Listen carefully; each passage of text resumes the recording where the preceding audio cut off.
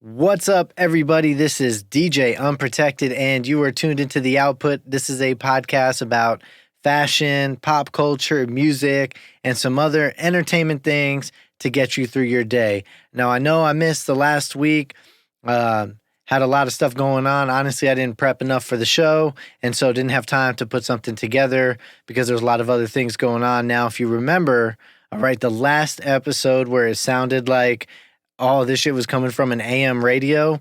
Well, I had an issue with not my internal recording software, but I had some outboard gear. It's it's almost like a vintage, not to get technical on everybody, but a preamp that the microphone goes into and then whatever. So I had some hardware and one of the cables, I guess, got shitty.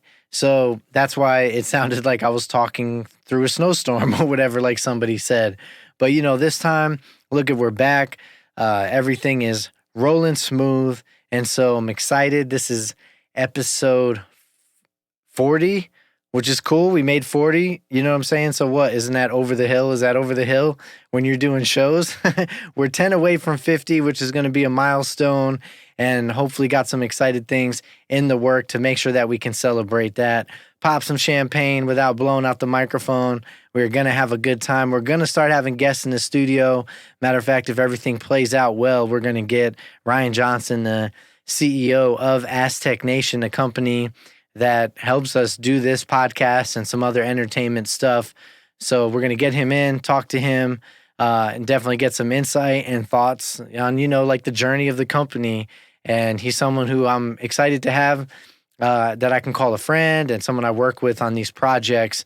So excited to get him in the studio. So that's going to be next week. But since we're not quite there yet, here we are this week. All right. So this week, you know how I roll. I don't like small talk. I want things to be interesting, and I think it's okay to have silence. But in moments where there's not silence and you feel like you got something to say, you should be able to come up with some interesting topics for, the people around you instead of just having small talk.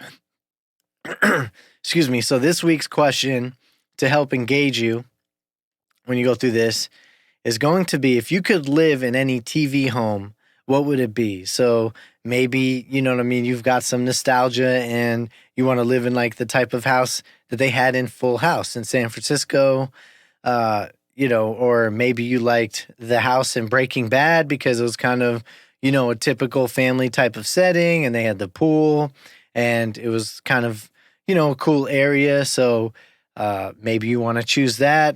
In Chicago, you had the Family Matters, all right? And heck, if you even want to choose a cartoon type show, you could do that too. I think Family Guy had a pretty nice house, or maybe the Simpsons, right? So anyway, I think that's interesting. I will give you my perspective at the end of the show.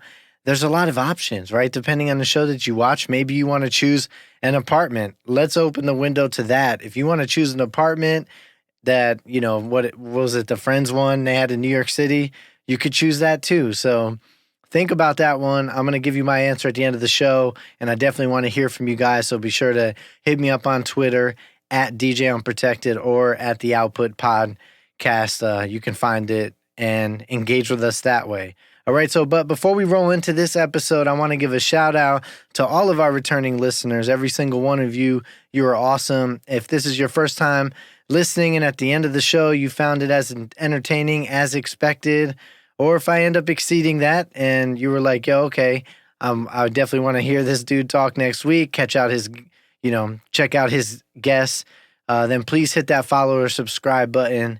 Any type of appreciation you can give the show, really appreciate that. All right, so rolling through this episode topics, we're going to talk about some spring cleaning, looking at fashion, and speaking of clothes, all right, we've got some tequila talk. There's some music scene drama going on now that places are kind of opening up, some sports talk, and wrap this thing up with some music and what's hot and what's not in my playlist right now.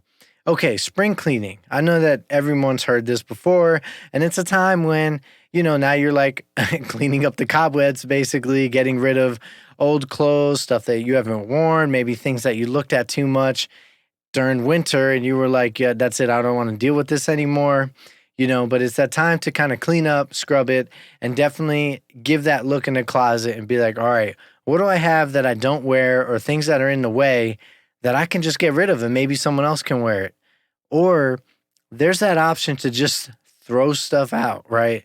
Okay, so, if you are someone like me who just like sweats your ass off, well, I used to. Okay, I work to fix that, but I've got hyperhidrosis. That's when you like excessive sweating in a part of your body. For me, it's in my armpits, but I get Botox shots to fix that every 6 months. But anyway, like after a time of if I don't get the Botox treatment, you just sweat like crazy. Shirts, like nobody, you get pit stains in them. Like, you know what I'm talking about, where a white shirt looks yellow. Like, so I just get rid of it. If the shirts have any of those like type of small stains and the color could just be off put, sometimes they just got to go.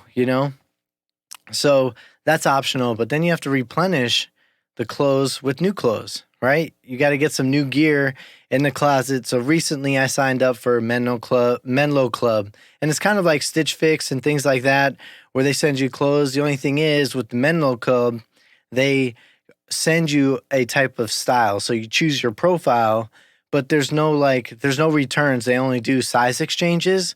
So you kind of get what you get, basically. They send you like a couple things. They don't give you a plethora, and then based on what you choose, that's what you buy. You pay a monthly fee, and then you just keep the clothes that they send you, which I think is cool. I got my first package this week, and it was a nice dress shirt, and the pants were cool. They were like they were slim fit, but they're comfortable. So almost like a black khaki type of thing, but not quite like a slack. Like they're cool, so you could rock it with a t-shirt or whatever. So you can go with, I don't know, like a polo. I think that looks clean, and rock some Chucks, some black Converse or some white Converse, and I think it would look good. But I like this option because then you consistently, like, you don't have to go and spend hours shopping.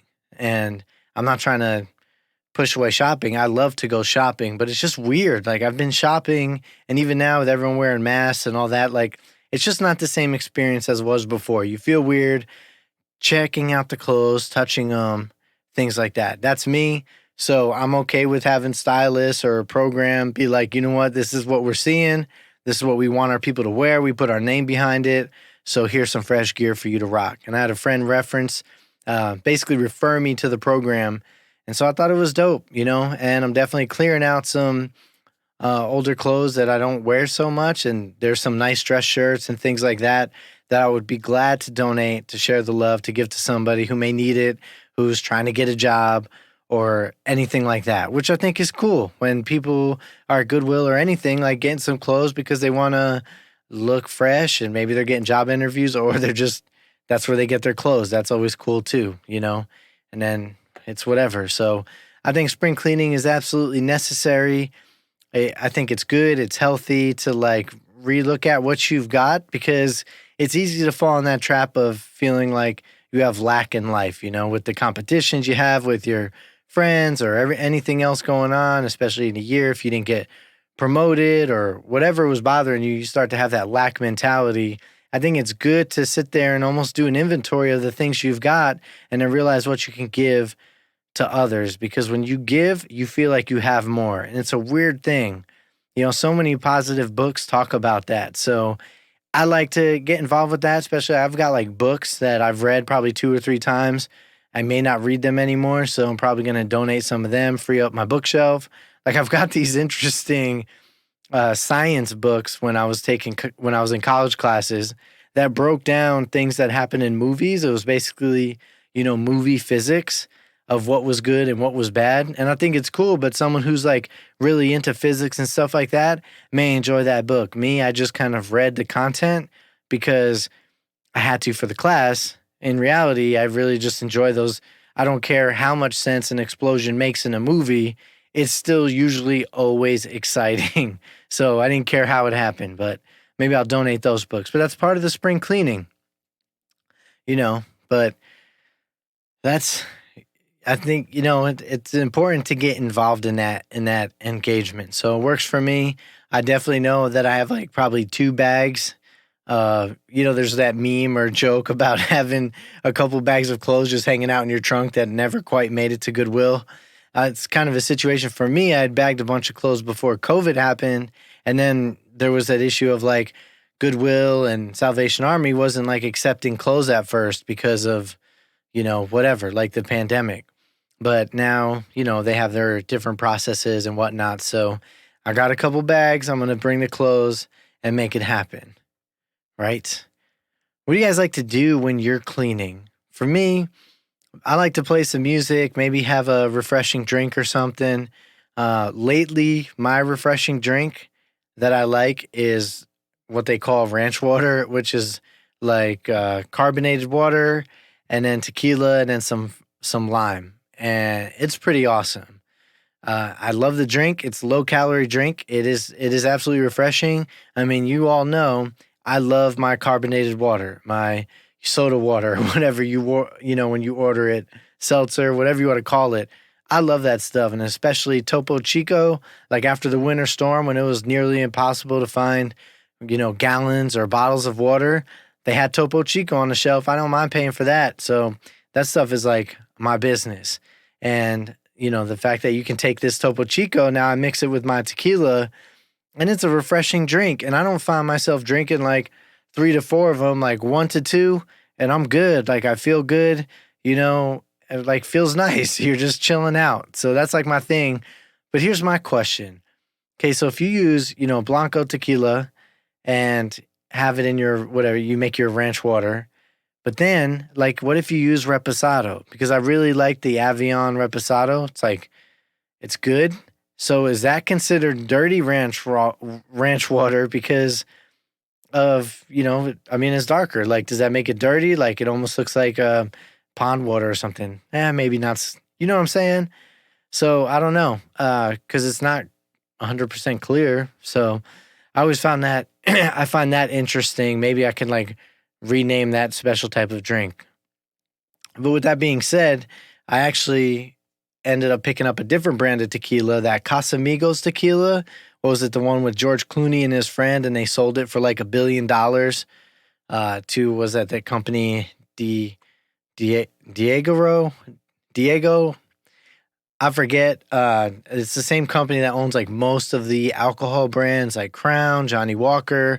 I know this because I invested in that stock, and that's probably why it went up recently, was because of they purchased this Casamigos tequila, which is I'm excited to try. I haven't broke it out yet. I'm definitely gonna have some this weekend, but good for George Clooney. I wonder if he like was really passionate about this tequila. And what was the movie that he was in, A Dusk Till Dawn? Did he shoot tequila? I think that was like his drink in that movie. So maybe that's why he was like, yo, I'm gonna have a tequila brand. But I also feel like celebrities do that because that's like an investment avenue for them. Where people buy like the apartment complexes, they get involved in those big real estate projects. They put their money into that for a long-term investment. But then maybe they buy tequila or alcohol companies or come up with a brand. So that way that's their like long-term investment, but somebody else runs the project. I don't know that much about it. Depending on how much I enjoy it, then I may look more into it. So if you've tried Casamigos tequila, I would love to know what you guys think about it. I always like trying new drinks because then when you experience that, then it's like, something you could talk about with people or, whatever. Like you're expanding your horizons. It's easy to get caught up in the rhythm of always drinking or doing the same things. But how creative and fun is that? Like you need to experience new things. So if you experience new tequila, I'm telling you right now, that is not a bad thing. Unless you haven't had mezcal before, be careful. All right, music scene drama. So here's what's going on with this. Now that places are opening up, and this comes from the perspective of me being a DJ and as well as knowing some musicians in the community, places are opening up, which means that there are gig opportunities available. But because this music scene is so flooded, everybody's hungry. Everybody wants gigs because so many things were canceled last year that there is a lot of talented people trying to get in for performances, which means club owners, whatever, bar owners, venues can change the rate, right? So a lot of artists like are underpaid. And I think it is completely offensive if an establishment is like tells the DJ, "Hey, you can play here. You know that we're gonna pack the joint. We're gonna pay you $100 and maybe 50% off your bar tab." Like to me, that's horse crap. That DJ is gonna come in there and play for 3 hours, and only walk away with $100. I mean, you're not, no professional DJ is gonna get hammered at their gig. And if they have, they learn that hard lesson. That's something that you just don't do. It's unprofessional. Okay. It's all right to have a few drinks. You know what I mean? You maybe get on the same level as people of the crowd. You take the edge off, whatever that may be. But the truth is, like, you're not there to get drunk. So a bar tab for me, I'd rather pay, $10, $15 for my, couple beers or whatever, or my 2 ranch waters, which may end up being like $20, than having like getting a 50% off the bar tab. I'd rather get paid better for my services than, get a discount on the tab. So it's really messed up right now. But I know, like, as artists, performers, or anything, you can't give up excuses anymore to COVID because it's here. There's other avenues. There's got to be other ways to make money, to expand on merchandising, whatever it may be. But we got to call out this reality because people are hurting. And I think it's unfair. Like, the establishments are still making money. Like, why do musicians and people now have to suffer for a debt that we didn't cause? Like, we didn't bring on the pandemic last year. We didn't close your businesses down. It's just how things happen. So why do we have to pay because you don't feel like the value's there, or you got to, rebuild up your money in your account, whatever, because you went in debt from not having, patrons for months, and cutting it down to 50% of, the amount of people that could be in your establishment. So I think it's really messed up because a lot of people don't understand the work that goes into it. And I'll just tell you, as a DJ, you spend hours throughout the week, okay, listening to new music, thinking of ways to enhance, like, you say set lists or crates, now a lot of things are digital, but you set up folders or what they call playlists, but it's not the same as setting up a Apple iTunes or Spotify playlist or anything like that.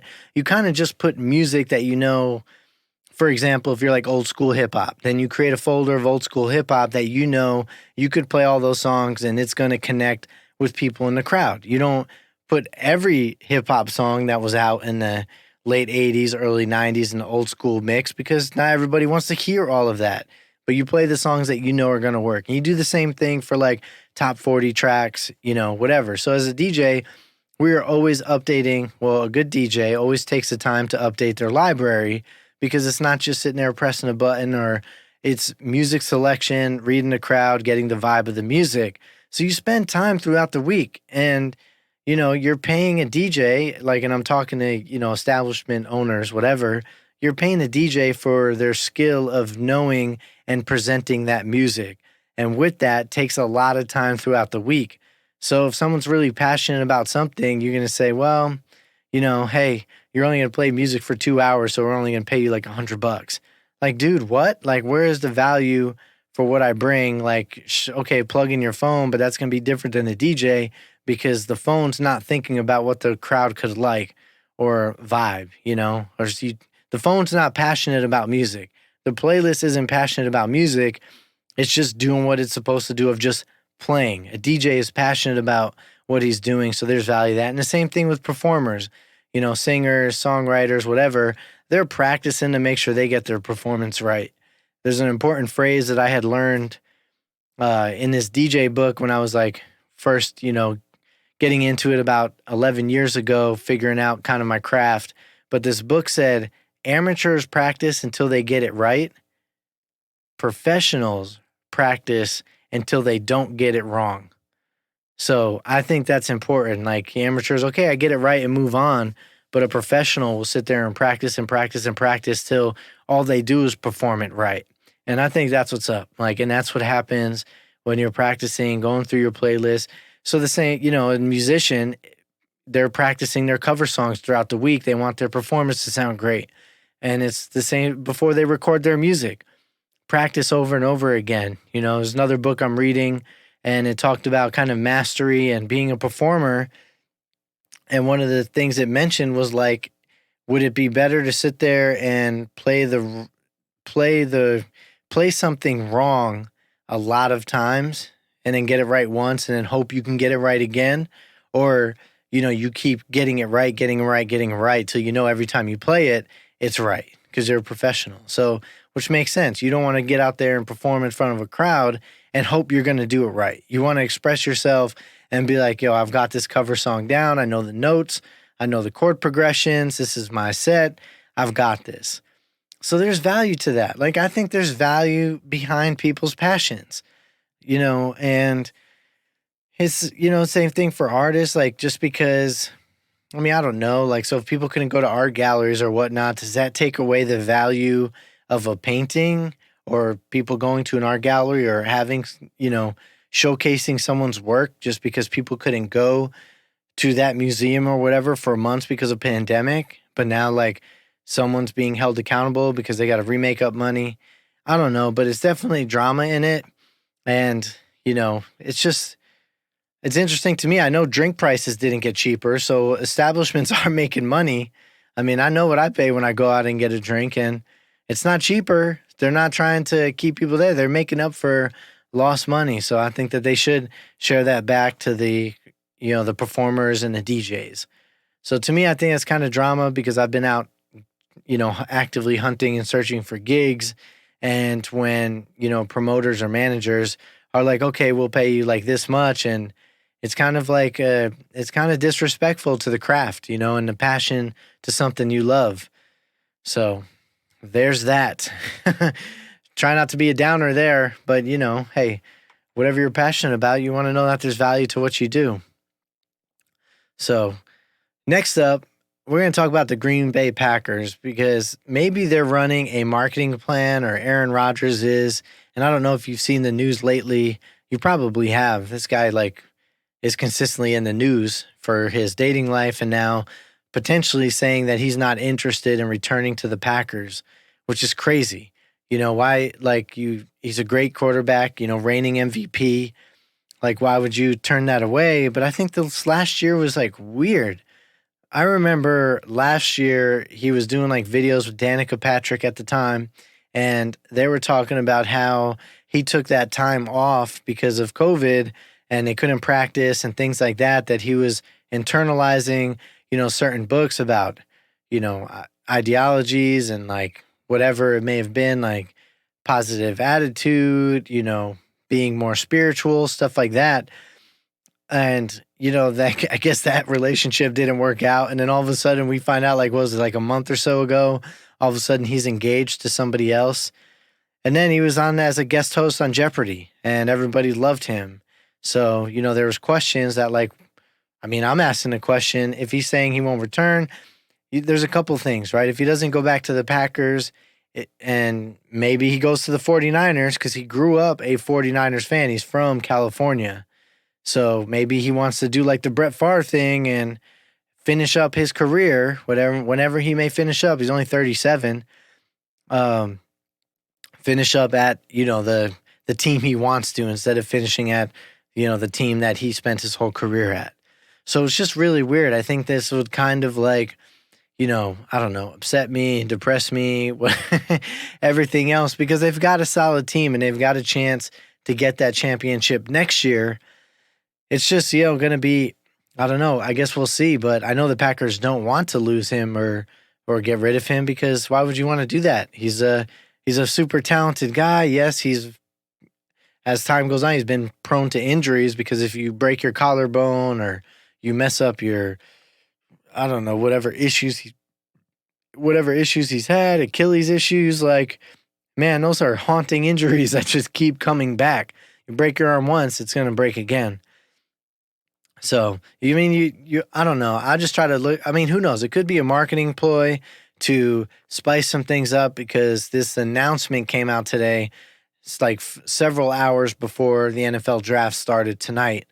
So it could have maybe created the buzz of, hey guys, don't forget to tune in, to see what's happening, to see what moves are going on, who really knows. So in that aspect, I'm like, okay, we'll see what exactly happens. But I mean, you take someone who loves a sport, like their life is probably, someone like Aaron Rodgers, his life is football. He, probably eats, drinks, watches, sleeps, dreams football. I mean, he probably was doing that last year too when he was internalizing his spirituality and reading all those, deep books, whatever he was doing. But you take someone who loves that type of sport and that's their life and it's been their life. It created that amazing life that he has, whatever. Would he just pass it up and say, you know what? I guess I'm done. Like maybe he has some years left, but he wants to pursue something else. Like I don't know if you see that happening because I feel like people leave football if they just can't come back to it. But if you just walk away, even though you have that opportunity to keep performing well, I don't get that aspect. But only he will know. It could be marketing ploy. You never trust half this stuff when, they're trying to, get you involved or it's like clickbait. Hey guys, check this out. Or, you may get some sports reporter who's like, I want to make sure people haven't forgotten that I exist. So I kind of heard this. Let me just share it. I don't know, but that gets into the public relations realm of them and people they pay. So that's their deal. Speaking of sports and players, let's talk about dating real quick. I don't know if I really want to even get into this, but, when I think about this, okay, when people like either ask your relationship history or if they look at you and you're, someone like me, I'm in my mid-30s, they see me, they're like, hey, are you married? Whatever, when we're like talking at work or you meet new people, it's like, no, like, oh, okay, you single? Yeah. Would you divorced? Like, no. Oh, so have you ever had a long-term relationship? And then all of a sudden, because if you say yes, no, or whatever you tell them, and when it was, because people always ask like, oh, when was the last relationship? Then all of a sudden you're like, a player.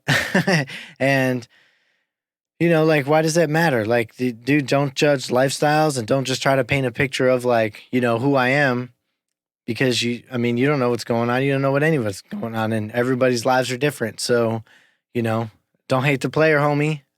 Living the best life that I can. And anyone else who's single or whatever they choose to live, they're living their best life. You know what? I'm going to leave this alone until next week. I really don't, I could talk about this for probably an hour and we're not going to do it. We're not doing it this time. All right. So we'll talk about a better investment. It's hard to value or devalue. Like you don't want to take the value away from love and relationships, but we'll talk about a different type of investment here, which is financial greatness and the crypto frenzy. Like crypto is going nuts right now. I think it's just going nuts because everybody's like involved in this Bitcoin thing and the amount of money it's going to be. I bet it's going to be over $100,000 by next year. I think Bitcoin will. So, it's worth considering. I'm definitely not a financial advisor. So take this however you want to.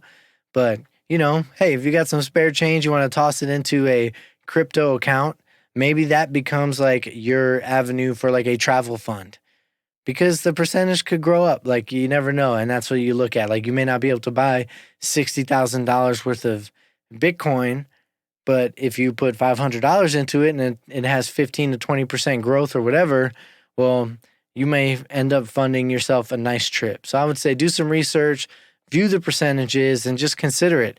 Thinking outside of it, I bet like 20 years from now, I'd look back and be like, damn, I wish I got on that because, yeah, sure, it's volatile, but there's opportunities to have some substantial growth. It's there. So I'd say if you think it's wild, like I did 4 or 5 years ago, thought it was stupid, didn't understand it. Well, I guess I was kind of ignorant at that time. No regrets, but if I probably would have taken more, of a process to research it, I may have made a type of decision, tossed $20 in to whatever, and then could be in a completely different situation right now. But that's not where we're at. So it is what it is.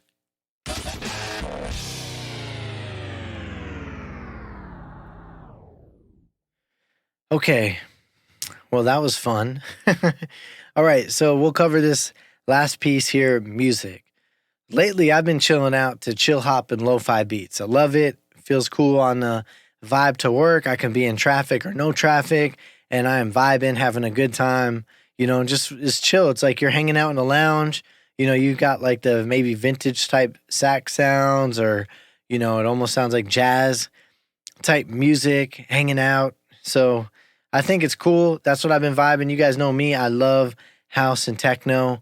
I've got a few like techno projects that I was producing here in the studio, but I may have a lo-fi project in the works. You guys can see probably in June, hint, hint. I've got some new stuff coming out, but I think it's always good to like expand yourself. So the same thing with, I don't know, finding different interests, trying different foods or tequilas, like listening to different music, I think is healthy too. I don't know, because I think it changes the mind. Like if you listen to the same type of playlist, your mind already knows what's happening. It's very interesting how you can almost recall all the sounds and a complete song in your mind. Like if you're like, oh man, that Valerie song, right? You can just play it back and hear that whole song. It's pretty cool how our brain does that. So expanding it, listening to new things, establishing new connections of music to situations and memories. I think it's fun. So I was letting y'all know, if you don't know about chill hop or the lo-fi stuff, you may. One channel I vibe with on YouTube is Lo-Fi Girl, and she has a pretty cool playlist. I say she because she calls herself Lo-Fi Girl, but I don't know if it's an organization or what. But they have a Spotify playlist too, and I think it's pretty cool. So if you want to expand your ear milk, I definitely recommend checking out some lo-fi and chill hop. Because I'll let you know, it just really balances my chi in the morning. Like I am totally not like stressed out or whatever, especially with all the rain and shit we had in San Antonio and driving, and people would forget what it's like to drive in the rain. I wasn't worried about it. I really try not to worry or get stressed out when driving. If you're going to be late to something, you're going to be late. Like, what are you going to sit there and get your anxiety up? Like, trying to balance things out before, getting into work. But everyone's got their own struggles with that. I've been mad at more than enough stoplights in my life. So to sit here and tell people to chill out when they're driving, I would definitely absolutely be a hypocrite. All right, so this week's question: if you could live in any TV home, what would it be? So I know my pick. Mine would be the Sopranos home. Here's why. The place was huge. Like, I think it's like a 6,000 square foot home or something. Like it's, it's got a great room, and there's only certain types of homes that I guess have a great room. And it's usually homes that are like 6,000 square feet, but it had a nice pool. It had a pool house, and it had a theater room that wasn't connected to the house. Well, it kind of was, with an overhang, and it's on the East Coast. So it kind of reminded me how I grew up in that environment with the tall trees and, the woods. And then you hear like the katydids in the fall and all that stuff. So that would be my pick. I thought it's a beautiful home. It's big. That would be my option. Some other people may choose other things, but I'm interested in what you would pick. Like I said, it can choose anything from the Walter White house, from Breaking Bad, to, if you're going to vibe with that, maybe Better Call Saul's, apartment that he was sharing with Kim, which hopefully the new season for this show comes out. Anyway, I digress. Or it could choose a cartoon home, or even like Friends, apartment, whatever you would think, like Will and Grace. I mean, I don't watch a lot of TV now, so I don't know what homes are hot in the TV shows now. Maybe that home in, oh man, the one TV show I used to watch on Fridays, like in the past few years, with the quirky dad and the super yoga fit mother. Anyway, totally slipped my mind, but whoops. But anyway, it could be that home too. So let me know. Hit me up on Twitter at DJ Unprotected, or hit up the podcast. Let us know. Connect with us on the socials. We're on Facebook, Instagram, whatever. Just look up for the Output Podcast. Show us some love. We will retweet and share whatever you got to give to us. All right, so thank you again for tuning into the Output with me, DJ Unprotected. I really hope that you enjoyed this podcast. And if you did, please, consider giving us a rating, whether that's on Spotify, YouTube, Apple Podcasts, Pandora, or Google. Really would appreciate it. And if there's not a rating option, that share button is absolutely priceless. All right, so I hope you're picking up what we're putting out. We've got a lot to say. Tune in on your favorite streaming platform next week for a brand new episode. Hope you have a great weekend. Be safe, have fun, and live your best life. We out.